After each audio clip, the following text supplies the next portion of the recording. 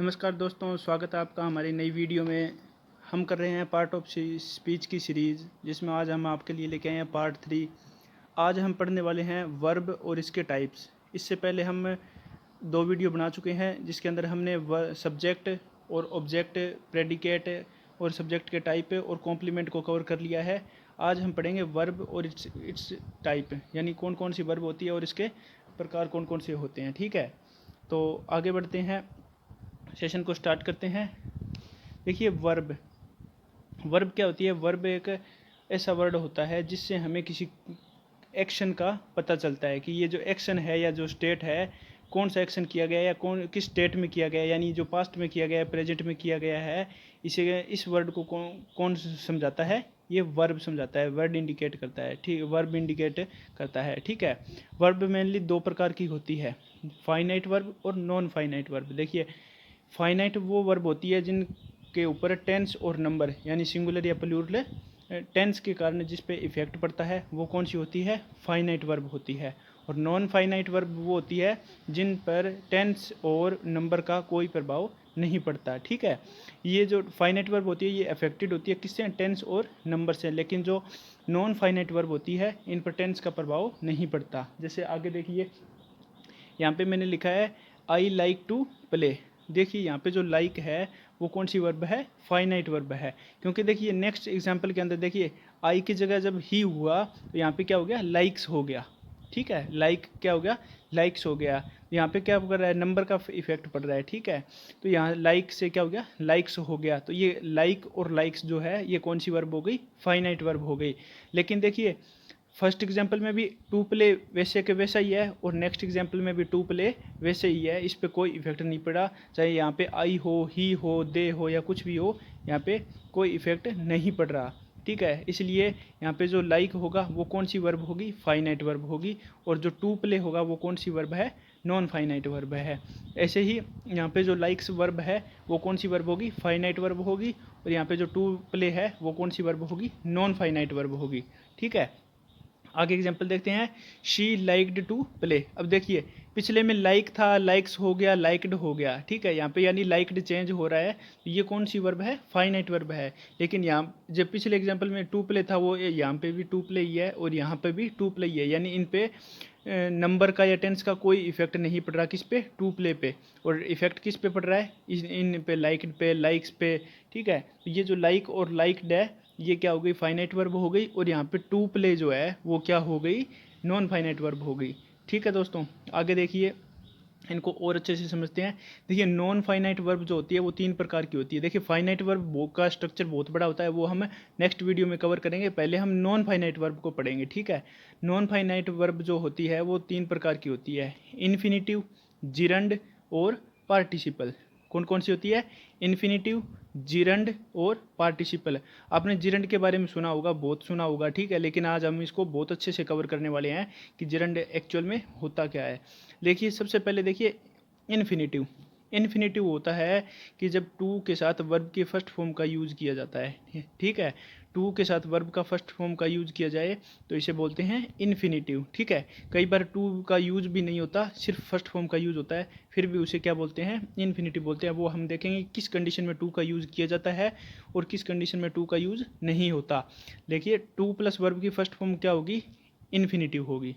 ठीक है, जिरंड क्या होता है? वर्ब की फर्स्ट फॉर्म के साथ जब आईएनजी का यूज़ किया जाए, वर्ब की फर्स्ट फॉर्म के साथ आईएनजी का यूज़ किया जाए और जब ये एक नाउन का काम करे तो ये क्या होगा? जिरंड होगा। घबराने की बात नहीं, मैं आपको बिल्कुल अच्छे से समझाऊंगा, अच्छे से क्लियर होगा पूरा पूरा टॉपिक। ठीक है, आप बस देखते रहिए। मैंने बताया जिरंड क्या होता है? वर्ब की फर्स्ट फॉर्म के साथ, यानी बेस फॉर्म के साथ जब आईएनजी का यूज़ किया जाएगा और ये जब एक नाउन का काम करता है तो ये क्या होगा? जिरंड होगा। और पार्टिसिपल क्या होता है?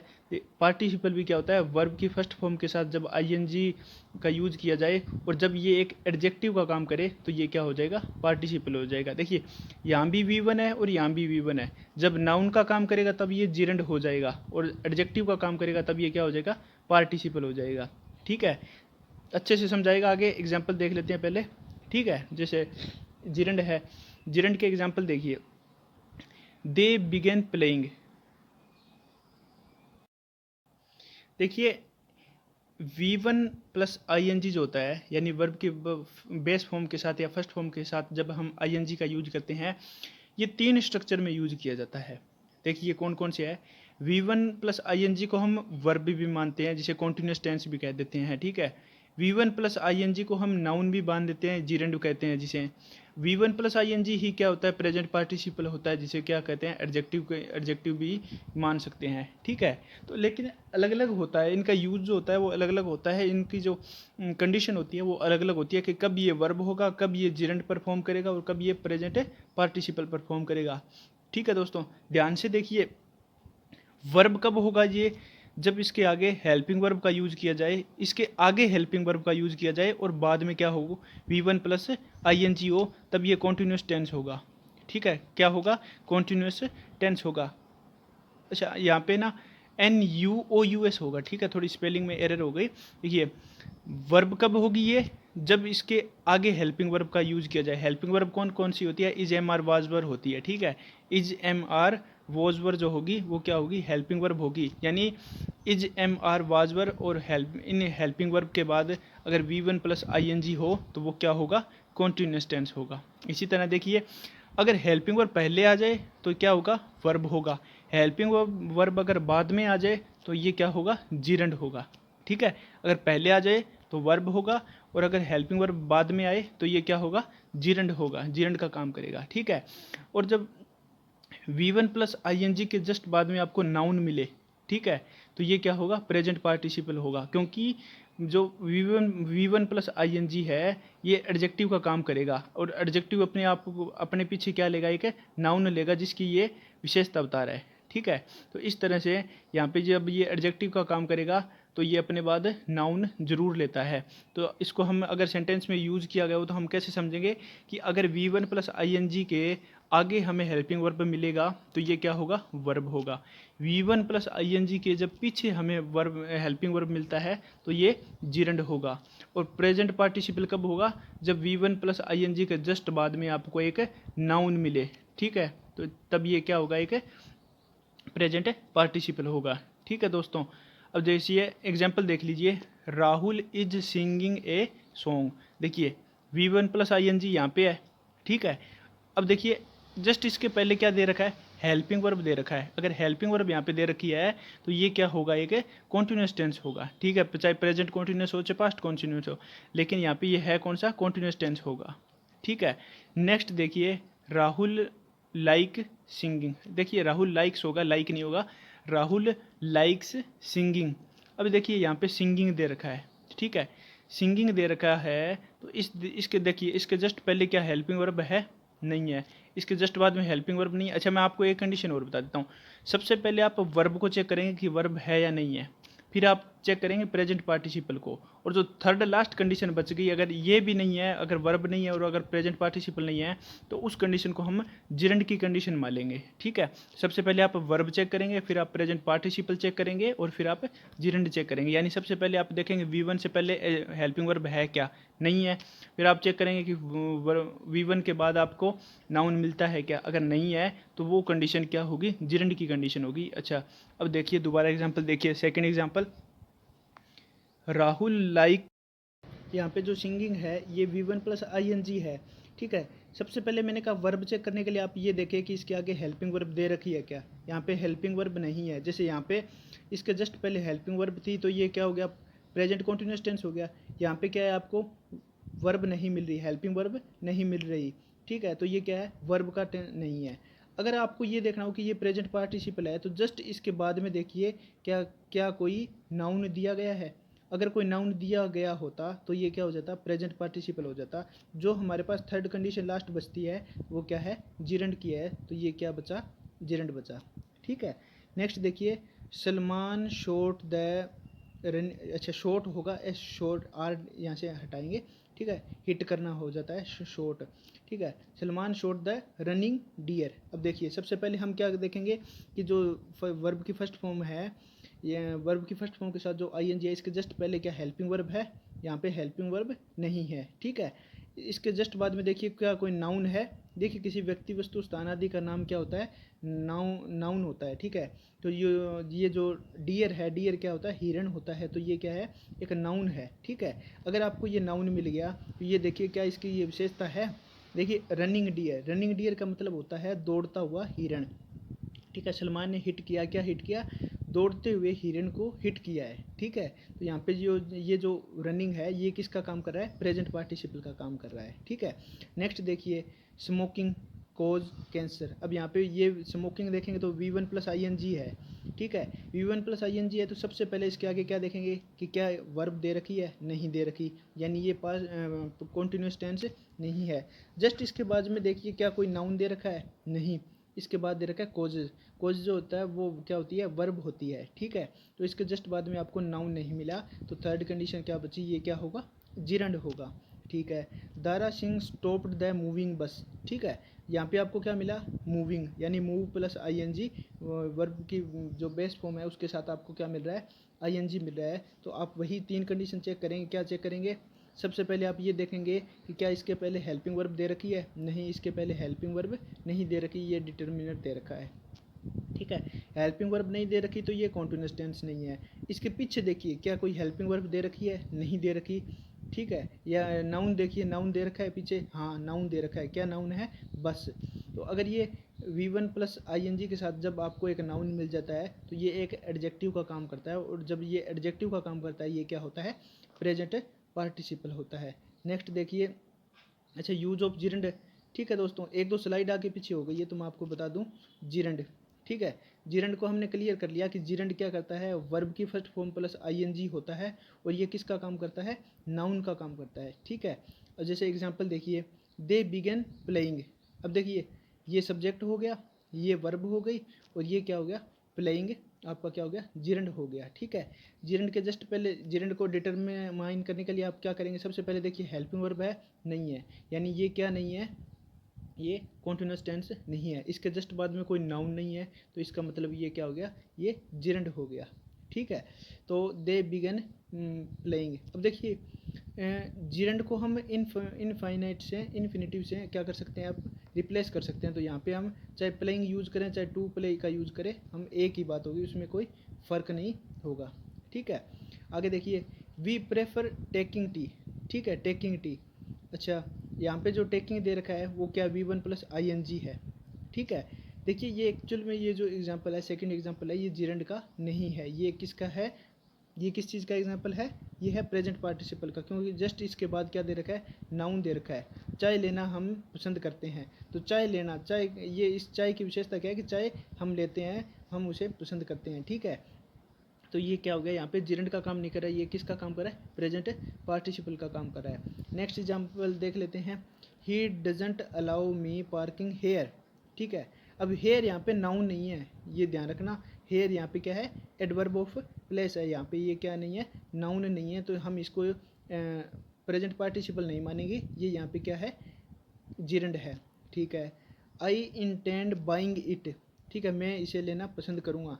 यहाँ पे ये क्या हो गया, बी बाइंग हो गया, ये क्या है, ये जिरंड का काम कर रहा है, ठीक है। इसी तरह ही एडवाइज्ड मी राइटिंग टुडे, उसने मुझे क्या, देखिए यहाँ पे टुडे जो है वो क्या नहीं है, नाउन नहीं है, इसलिए ये क्या हो गया, जिरंड हो गया। इसके जस्ट पहले हेल्पिंग वर्ब नहीं है, ठीक है। यहाँ पे इज एम और वाज वर नहीं है, तो इसलिए ये कॉन्टिन्यूस टेंस नहीं है, प्रेजेंट पार्टिसिपल नहीं है। जो थर्ड कंडीशन हमारे पास बचती है वो क्या होगी, जिरंड है, ठीक है दोस्तों। नेक्स्ट देख लीजिए, ये हम कर चुके हैं क्लियर। अच्छा अब देखिए यूज ऑफ जिरंड, जिरंड के यूज़ क्या क्या होते हैं, ठीक है। सबसे पहले देखेंगे कि एज ए सब्जेक्ट, जिरंड को जब सब्जेक्ट के तौर पे यूज़ किया जाता है तो कैसे यूज़ किया जाता है। जैसे देखिए, swimming is good for health, swimming क्या है, हेल्थ के लिए गुड है।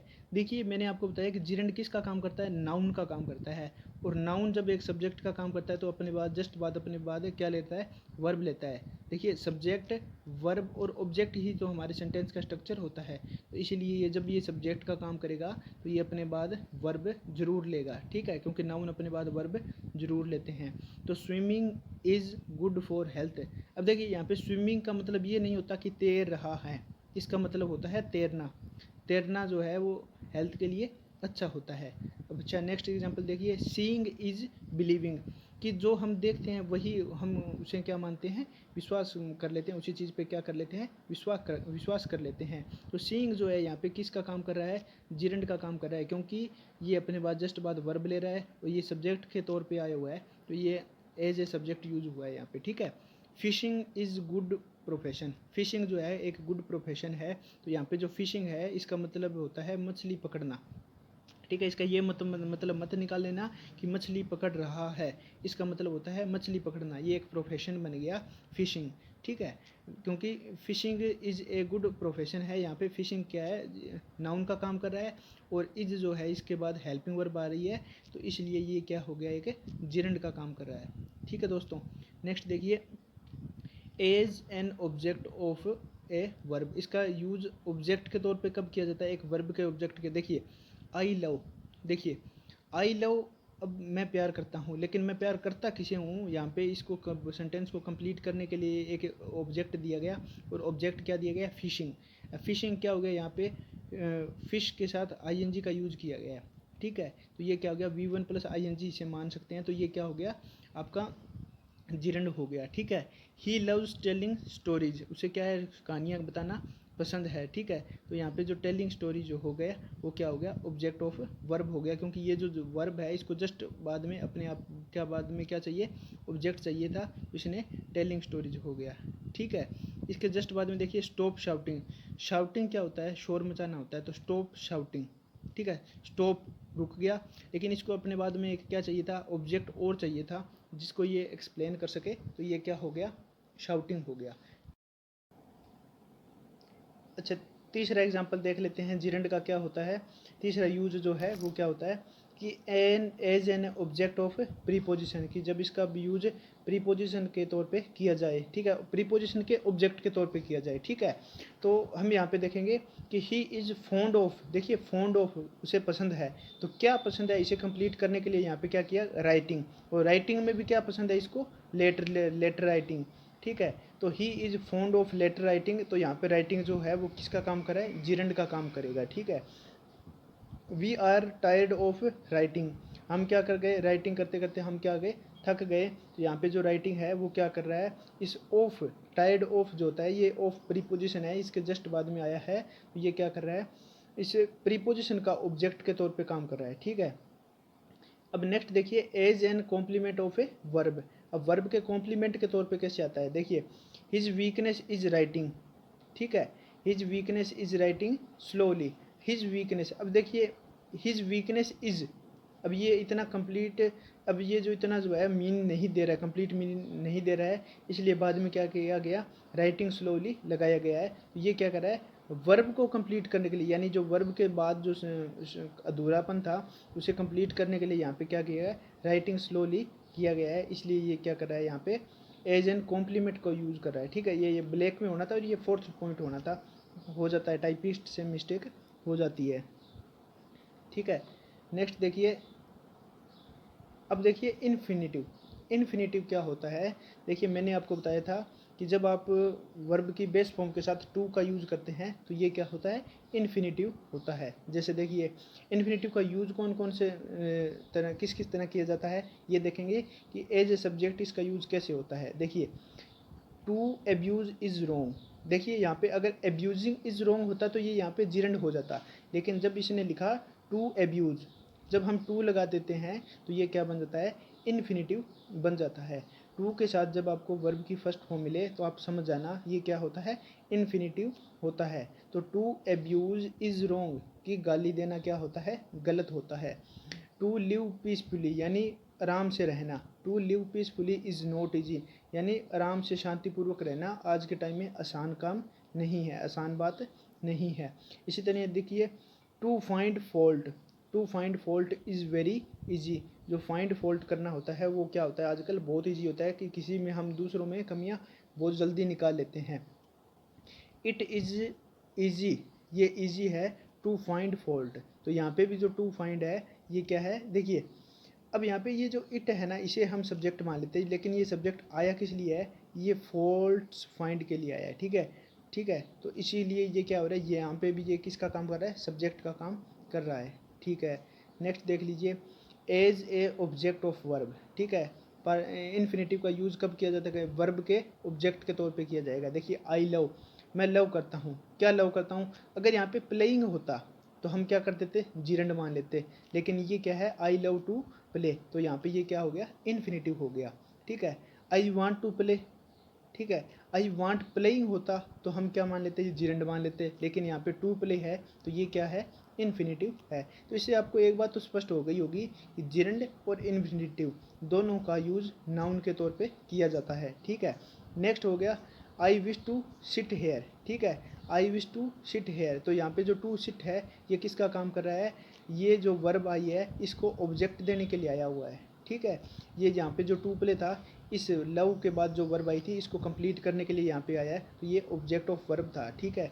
नेक्स्ट देख लेते हैं, as complement of a verb, as a complement of a verb, जब आपके पास वर्ब मिले उसके कॉम्प्लीमेंट के तौर पे यूज़ किया जाएगा, ठीक है। जैसे देखिए, ही ओनली विशेज, उसे केवल पसंद है, क्या पसंद है? वो क्या पसंद करता है? वो क्या इच्छा करता है? To be an I S officer, उसे आई एस ऑफिसर बनना पसंद है, ठीक है। He only wishes to be an I S officer, ठीक है। तो देखिए to be an I S officer, यहाँ पे जो बी है ये वर्ब का बेस फॉर्म का काम कर रही है, तो ये यहाँ पे क्या कर रहा है? इस वर्ब के कॉम्प्लीमेंट के तौर पे आया है, ठीक है।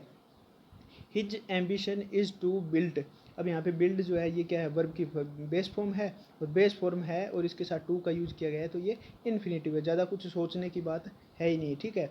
ही कम्स टू मीट, अब यहाँ पे टू मीट आ गया तो हम मानेंगे ये इन्फिनेटिव है, लेकिन इन्फिनेटिव है क्या? ऑब्जेक्ट है, सब्जेक्ट है, या क्या है? तो हम देखेंगे कि ये जो वर्ब है, और अगर वर्ब के जस्ट बाद दिया गया है तो ये क्या हो गया? वर्ब का कॉम्प्लीमेंट है या वर्ब का ऑब्जेक्ट, आप जो भी माने वो, ठीक है। अब देखिए, वी अर्न टू लिव, अब टू लिव है ये किसके लिए आया है? वर्ब के कॉम्प्लीमेंट के तौर पे आया है, वी अर्न। अब देखिए वी अर्न, हम कमाते हैं, ये अपने आप में एक कंप्लीट हो गया, लेकिन अभी भी ये तो अगर थोड़ा सा हम क्यों कमाते हैं, तो अगर ये बात पूरा सेंस देना हो तो ये पीछे जो हमें कुछ ऐड करना पड़ेगा, और उससे इसलिए क्या ऐड किया गया? टू लिव हैप्पीली है। अगर टू लिव हैप्पीली ऐड किया गया है इसका मतलब ये कॉम्प्लीमेंट है, ठीक है। आगे देखिए, we went there to learn, हम वहाँ गए किस लिए? लर्निंग के लिए गए, ठीक है। तो टू लर्न यहाँ पे क्या होगा? इन्फिनेटिव के तौर पे यूज़ किया जाएगा। नेक्स्ट देखिए, बेर इन्फिनेटिव, अच्छा बेर इन्फिनेटिव, बेर का मतलब होता है बिना, अब जहाँ पे टू का यूज़ नहीं होगा उसे हम क्या बोल देते हैं? बेर इन्फिनेटिव। अच्छा मैं आपको बता दूँ कि shall will should do did may might can could need all these are modal auxiliary verb, अब ये सब क्या होती है? मॉडल ऑक्सिलरी वर्ब होती है, और मॉडल ऑक्सिलरी वर्ब के बाद टू का यूज नहीं किया जाता। जैसे देखिए, अब यहाँ पे आप जो पिछली स्लाइड से आपने देखा कि हर जगह टू लग रहा था, अब अगर यहाँ पे मॉडल वर्ब दी होगी तो इसके बाद टू लगाना कोई ज़रूरी नहीं है। जैसे देखिए, आई शेल प्ले है, अगर आप यहाँ पे आई शेल टू प्ले कर देंगे तो ये यहाँ पे रॉन्ग होगा। क्यों रॉन्ग होगा? क्योंकि shall, should, must, could, will जो है ये कौन सी होती है? मॉडल वर्ब होती है, और ये अपने बाद क्या नहीं लेती? टू नहीं लेती, ठीक है। तो आई शेल टू प्ले नहीं होगा, आई शुड टू राइट नहीं होगा, यहाँ पे सिर्फ और सिर्फ प्ले और राइट ही आएगा, ठीक है। अगर आपको मैं बता देता हूँ कि अगर आपको बाद में वर्ब की फर्स्ट फॉर्म दिखाई दे, बेस फॉर्म दिखाई दे, और इसके जस्ट पहले आपको कोई मॉडल ऑक्सिलरी वर्ब दिखाई दे, तो इसका मतलब ये क्या है? इन्फिनेटिव है। इसके बीच में आपको टू लगाना कंपलसरी नहीं है, आप यहाँ पे टू नहीं लगाएंगे। जैसे he will come, he will to come नहीं होगा, आई कुड टू टॉक नहीं होगा, दे मस्ट टू प्ले नहीं होगा, आई शुड टू राइट नहीं होगा, आई शेल टू प्ले नहीं होगा। यहाँ पे अगर मॉडल ऑक्सिलरी वर्ब का यूज़ किया गया है तो आप इसके बाद में क्या यूज़ नहीं करेंगे? टू का यूज़ नहीं करेंगे, ठीक है। नेक्स्ट देख लेते हैं, he would write, he would, अब देखिए वुड है, वुड क्या हो गई? मॉडल ऑक्सिलरी वर्ब हो गई, और इसके जस्ट बाद में आपको क्या दिखाई दे रही है? बेस फॉर्म दिखाई दे रही है, तो ये अपने पहले क्या नहीं लेगा? टू नहीं लेगा, इसलिए ये यहाँ पे क्या है? बेर इन्फिनेटिव है। ही कैन टू से हो सकता था, लेकिन ही कैन से यहाँ पे डायरेक्ट होगा, क्योंकि बेर इन्फिनेटिव का एग्जाम्पल है, और यहाँ पे मॉडल ऑक्सिलरी वर्ब अपने बाद क्या नहीं लेती? टू नहीं लेती, ठीक है। नेक्स्ट देख लेते हैं कि बेर इन्फिनेटिव के एग्जाम्पल कौन कौन से होते हैं। देखिए, अगर हमें कोई मूर्खता का काम दिखाना हो तो हम इसके आगे क्या ऐड कर देंगे? वाई बेयर इन्फिनेटिव यूज़ करेंगे, ठीक है। जैसे वाई के साथ अगर बेयर इन्फिनेटिव का यूज़ करेंगे तो हम ये दिखाएंगे कि उसने कुछ मूर्खता का काम किया है। जैसे देखिए, why you hire A taxi, तो तुमने टैक्सी क्यों ली, मतलब वहाँ पे जैसे हम चंडीगढ़ वगैरह या बड़ी सिटी में जाते हैं तो वहाँ पे क्या है, बस बहुत सस्ती मिल जाती है। अगर वहाँ पे हम टैक्सी हायर करते हैं तो वो हमें बहुत महंगी पड़ती है। तो इस तरह अगर हमें ये किसी ने टैक्सी ले ली तो हम उसे कहेंगे why you hire A taxi, तुमने टैक्सी क्यों ली, ठीक है, टैक्सी क्यों ली। तो ये उसने अगर टैक्सी ली है तो उसने क्या किया, मूर्खता का काम कर दिया, उसे तो बस से जाना चाहिए था, ठीक है। Why you talk to him, जैसे देखिए आपको पता है कि सामने वाला झगड़ा करे ही करेगा, ठीक है, लेकिन हम फिर भी उससे बात करते हैं तो उस कंडीशन को दिखाने के लिए हम बोलेंगे कि why you talk to him, ठीक है, why you talk to him. अच्छा, अब आप ये मत समझ लेना कि ये टॉक के बाद टू लगा हुआ है, टू देखिए एक्चुअल में यहाँ पे नहीं है, ठीक है, why you to talk to him है, ठीक है। तो इसलिए ये है यहाँ पे अगर टू का यूज़ नहीं किया गया है तो ये बेयर इन्फिनेटिव की कंडीशन है, और ये यहाँ पे क्या दिखा रहा है, मूर्खता का काम दिखा रहा है। बाद में जो टू आया है ये तो प्रीपोजिशन के तौर पे आया है, ठीक है, लेकिन यहाँ पे जो टू आता था ये इन्फिनेटिव के लिए आता था, हम उसकी बात कर रहे हैं, ठीक है। नेक्स्ट देखिए, why not plus bare infinitive for advice, जब एडवाइस के लिए यूज़ किया जाता है कब, वाई नोट का, ठीक है। जैसे देखिए, why not you consult a doctor, तुम डॉक्टर से क्यों नहीं मिलते, कि अगर तुम बीमार हो तो तुम डॉक्टर से क्यों नहीं मिलते, तो why not you consult a doctor, ठीक है। नेक्स्ट देखिए, why not you write to your father, तुम अपने पिता को लेटर क्यों नहीं लिख रहे, कि जब तुम्हें ज़रूरत है तो तुम अपने पिता को क्या लिखो, लेटर लिखो। तो why not you write to you, why not you write to you your father आएगा, ठीक है, योर फादर आएगा, यू फादर नहीं आएगा, ठीक है। Why not you informed your parents, क्या तुम अपने पेरेंट्स को इन्फॉर्म क्यों नहीं कर रहे हो, ठीक है। तो ये एडवाइस है कि तुम्हें ये काम करना चाहिए लेकिन तुम कर क्यों नहीं रहे हो, ठीक है। और ऊपर जो था, जैसे अगर यहाँ पे वाई नोट होता तो तुम टैक्सी हायर क्यों नहीं करते, ये हो जाता, लेकिन अगर यहाँ पे डायरेक्ट है, नोट नहीं है, तो हम ये समझेंगे कि इसने मूर्खता का काम किया है, तो why you hire A taxi. अच्छा, ये आपको कॉमन सेंस की बात है, बस थोड़ा सा पता होना चाहिए, ये एग्ज़ाम के पर्सपेक्टिव से इम्पोर्टेंट नहीं है ज़्यादा, ठीक है। नेक्स्ट देख लेते हैं, bare infinitive after conjunction than, कि देन के बाद इसका यूज कैसे किया जाता है। जैसे देखिए, she is better able to speak, ठीक है। अब यहाँ पे जो टू स्पीक है ना, ये देखिए, टू स्पीक और टू राइट हम कर सकते थे, यहाँ पे कई बार एरर में क्वेश्चन आ जाता है ये कि she is better able to speak and than to write, to speak के बाद टू राइट हमें अगर करना हो तो हम नहीं करेंगे, क्यों नहीं करेंगे, क्योंकि यहाँ पे कंजक्शन देन आया हुआ है, और कंजक्शन देन अपने बाद क्या लेता है, बेयर इन्फिनेटिव लेता है, इसलिए यहाँ पे टू स्पीक के साथ क्या नहीं होगा, टू राइट नहीं होगा, ठीक है दोस्तों, ध्यान देना, ये मोस्ट इंपॉर्टेंट हो गया थर्ड पॉइंट। ये एसएससी वगैरह में कई बार एरर में देखने को मिलता है कि she is able to speak. अच्छा, अगर यहाँ पे देन आया है तो यहाँ पे टू राइट नहीं करेंगे, ठीक है। नेक्स्ट देखिए, हैव, हैज़ और हैड, इनके बाद अगर कोई नाउन या प्रोनाउन हो तो ये अपने बाद क्या लेंगे, बेयर इन्फिनेटिव। ये कंडीशन कैसे बनती है ये देख लेते हैं, I will give him realise his mistake, ठीक है। तो देखिए, आई विल हैव, यहाँ पे हैव आ गया, नाउन प्रोनाउन आ गया। देखिए, टू रियलाइज हो सकता था यहाँ पे, लेकिन नहीं है, क्यों नहीं है, क्योंकि यहाँ पे बेयर इन्फिनेटिव का यूज़ किया गया है, ठीक है। I had him, I had him, had आ गया, नाउन प्रोनाउन आ गया, और यहाँ पे क्या आ गया, बेयर इन्फिनेटिव आ गया, टू नो नहीं होगा, यहाँ पे क्या होगा, नो का यूज किया जाएगा। तो ये कंडीशन क्या बनती है कि जब आपको हैज़, हैव, हैड मिलता है और उसके बाद नाउन प्रोनाउन मिलता है तो आप किसका यूज़ करेंगे, बेयर इन्फिनेटिव का यूज़ करेंगे। इन चारों पॉइंट्स में से ये फर्स्ट पॉइंट हो गया, ये सेकंड पॉइंट हो गया, ये थर्ड पॉइंट हो गया, और जो फोर्थ पॉइंट हो गया, इसमें जो थर्ड पॉइंट है ये आपको अच्छे से समझाना चाहिए, एग्ज़ाम के पर्सपेक्टिव से ये ज़्यादा इंपॉर्टेंट है। बाकी आपको बस थोड़ी बहुत कॉमन सेंस होनी चाहिए, थोड़ा सा पता होना चाहिए, इसलिए मैंने आपको ये बताए हैं। नेक्स्ट देखिए, पार्टिसिपल क्या होता है।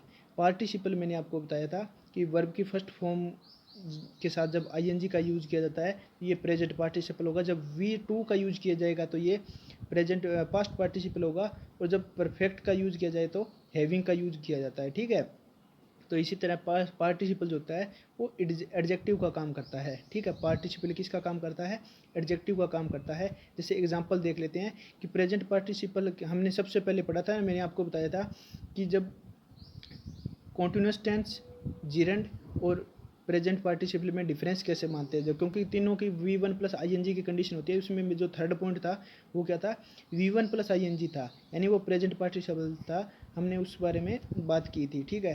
तो इसके एग्जांपल देख लेते हैं। जैसे रनिंग डी है, रनिंग ट्रेन, तो ट्रेन की विशेषता क्या है? कि ये दौड़ रही है, ठीक है। नोवेल की विशेषता क्या है? कि ये इंटरेस्टिंग है, ठीक है। इंटरेस्ट क्या होगी? वर्ब होगी, और इंटरेस्टिंग वर्ब की फर्स्ट फॉर्म के साथ ING हो गया। और जब ये अपने जस्ट बाद में नाउन लेते हैं तो ये जो इंटरेस्टिंग हो गया या जो ये जो रनिंग हो गया, ये किसका काम करते हैं? एडजेक्टिव का। एडजेक्टिव क्या होता है? विशेषता होती है, विशेषण होता है, ठीक है। ये विशेषता का बता रहे हैं। इस ट्रेन की विशेषता क्या है? कि ये रनिंग है, ठीक है। तो इसलिए ये क्या हो गया? पार्टिसिपल हो गया, ठीक है। नेक्स्ट देख लेते हैं पास्ट पार्टिसिपल के एग्जाम्पल कौन कौन से हैं। देख लेते हैं पास्ट पार्टिसिपल के एग्जाम्पल कौन कौन से है। फर्स्ट एग्जाम्पल है द ओनर। देखिए पास्ट पार्टिसिपल होता है सिर्फ V2। अगर V2 हो तो हम इसे क्या मानेंगे? पास्ट पार्टिसिपल होता है। जब आपका V2 क्या करता है? एक एडजेक्टिव का काम करेगा, तो हम इसे क्या मानेंगे? पास्ट पार्टिसिपल मानेंगे, ठीक है। देखिए the owner gave a written statement, ठीक है, यह return notice to the tenant. Tenant क्या होता है? किराएदार होता है, ठीक है। The owner gave a return notice to a tenant. Tenant को यानी किराएदार को क्या दिया है? कि रिटर्न नोटिस दिया है, ठीक है। तो अब देखिए यहाँ पे V2 है, ये जो गिवन है, रिटर्न है, ये क्या है? V2 है। और V2 ने जस्ट अपने बाद एक नोटिस, यानी नोटिस क्या होता है? एक पेज होगा, नाउन होगा, ठीक है। तो उस नोटिस की विशेषता क्या है? ठीक है, ये अच्छा, इस नोटिस की विशेषता क्या है? कि ये रिटर्न है, ठीक है। यानी इसकी विशेषता बताने के लिए V2 का यूज किया गया है। अगर जब V2 का यूज किया जाए तो ये क्या होगा? पास्ट पार्टिसिपल होगा, ठीक है। अगर यहाँ पे V1 प्लस ING होता तो ये प्रेजेंट पार्टिसिपल होता, लेकिन यहाँ पे क्या है? वर्ब की सेकेंड फॉर्म है, ठीक है। अच्छा, ए ब्रंट चाइल्ड ड्रीड्स द फायर। एक जला हुआ बच्चा डरता है। ड्रीड्स क्या होता है? डरता है। द फायर, फायर से डरता है। तो यहाँ पे देखिए ब्रंट क्या होगी? वर्ब की सेकंड फॉर्म हो गई, ठीक है। और ये वर्ब की सेकंड फॉर्म है, और इसने जस्ट अपने बाद में क्या लिया? नाउन लिया है। कि जब एक जला हुआ बच्चा, जब जिसे मतलब उसका हाथ जल गया हो या कुछ भी हो गया हो, तो एक जला हुआ बच्चा किससे डरता है? फायर से डरता है। तो यहाँ पे जो ब्रंट है ये V2 है, और V2 किसका काम कर रहा है? पार्टिसिपल का काम कर रहा है। अच्छा, आपको मैं बता दूं कि ये V2 ही क्यों है, V3 क्यों नहीं होगा?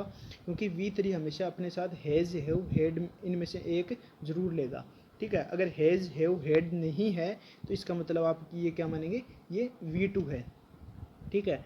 Driven by hunger he bagged for food. अच्छा, ये देख लीजिए बेग्ड, यहाँ पे बेग्ड क्या होगी? V2 हो गई, ठीक है। और ये बेग्ड किया किस लिए गया है? फूड के लिए किया गया है, ठीक है, फूड के लिए किया गया है। तो यहाँ पे जो बेग्ड होगा ये क्या होगा? पास्ट पार्टिसिपल हो जाएगा, ठीक है। नेक्स्ट देखिए परफेक्ट पार्टिसिपल। देखिए हमने प्रेजेंट पार्टिसिपल देखा कि V1 प्लस ING जब एडजेक्टिव का काम करे तो प्रेजेंट पार्टिसिपल होगा। फिर जब V2 जब एडजेक्टिव का काम करे, वर्ब की सेकंड फॉर्म जब एडजेक्टिव का काम करे, तो ये क्या होगा? पास्ट पार्टिसिपल होगा। और जब परफेक्ट पार्टिसिपल कब होगा? जब हैविंग प्लस पास्ट पार्टिसिपल, ठीक है। यहाँ पे हम देखिए हैविंग प्लस V3 भी कह सकते हैं। पास्ट पार्टिसिपल में V2 होता है, लेकिन हैविंग के साथ किसका यूज किया जाता है? V3 का यूज किया जाता है। तो ये क्या होगा? परफेक्ट पार्टिसिपल होगा। यहाँ पे इक्वल का निशान आएगा, ठीक है। देखिए हैविंग फिनिश्ड माई होमवर्क, ठीक है। हैविंग फिनिश्ड माई होमवर्क, यहाँ पे हैविंग आ गया। हैविंग तो यहाँ पे क्या है? V3 है, ठीक है। हैविंग फिनिश्ड माई होमवर्क, और ये जस्ट बाद में क्या हो गया? नाउन हो गया। नाउन क्या है? होमवर्क। इसकी विशेषता क्या है? कि जस्ट फिनिश किया है, ठीक है, ख़त्म होते ही। आई वेंट टू प्ले, कि मैं अपना होमवर्क ख़त्म करते ही मैं क्या करने चला गया? खेलने से चला गया, ठीक है। इसी तरह देखिए having been failed in BA, ठीक है। किस में फेल हुआ? BA में फेल हुआ। और ये विशेषता बताई किस लिए, किस में गई है? V2 में बताई गई है, V3 में, सॉरी V3 में बताई गई है, क्योंकि यहाँ पे हैविंग है। अगर ये V3 में बताई गई है यानी वर्ब की थर्ड फॉर्म में बताई गई है, तो ये क्या हो गया? इसकी नाउन की क्या हो गई?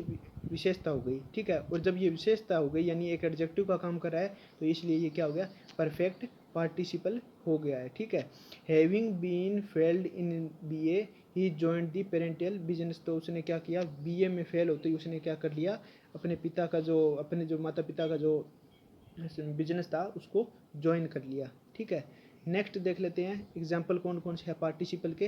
मैं आपको 2-4 समझा देता हूँ, उसके बाद हम डायरेक्ट क्विज पे आते हैं कि आपके लिए मैंने 3 क्विज रखी है, उनका आंसर आप कमेंट बॉक्स में देंगे। ठीक है, एग्जाम्पल देख लेते हैं पार्टिसिपल के कौन कौन से हैं। आप चेक करेंगे कि ये प्रेजेंट पार्टिसिपल है, पास्ट पार्टिसिपल है या फिर परफेक्ट पार्टिसिपल है। देखिए, this is a fried fish. ठीक है, देखिए यहाँ पे क्या ये V1+ing है? नहीं है ना, नहीं है, तो ये क्या नहीं है, प्रेजेंट पार्टिसिपल नहीं है। तो ये क्या है, देखिए इसके आगे कहीं हैविंग लगा हुआ है, हैव, हैज़, हैड है, नहीं है, तो ये क्या नहीं है, परफेक्ट पार्टिसिपल भी नहीं है। तो ये क्या बचा, V2 बचा, और V2 को जस्ट बाद में नाउन है, तो ये क्या है, परफेक्ट पास्ट पार्टिसिपल है। ठीक है, नेक्स्ट देख लेते हैं, अरुण हैज़ अराइव्ड। देखिए कौन आया है, ये जो अराइव्ड है ये किसके आने की विशेषता है, अरुण के आने की विशेषता है।